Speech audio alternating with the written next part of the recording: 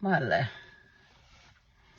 A message da matar mala ya la kun penya ma dan kwa ma shi ma ya ta gane di na ngong.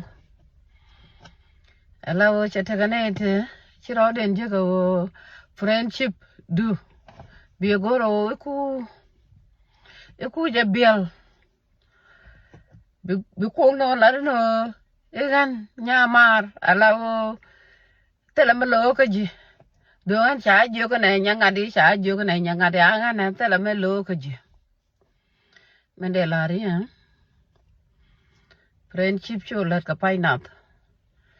ke show relationship nuku show ko lat e ka painen ko kien mi jira ma goro bite ka frene kwa ju ko na ko mi shi pal ga je e dung na ko ji shi dungak anh ơi bro đủ lẹ lẹ cái này là oni anh kan bao xa chưa cái này nó mà là ôi salat nhau đó chứ cái problem của anh ấy nó quá rồi cúm rồi mà ngon cái bây giờ anh muốn jin gul thế cái con cái guru prene cái siêu nát kia jara la shal ka e gwere che dide ke ji de ye ko ka fyo ma gwata de ko beri yer na me chana ngong je ru ngak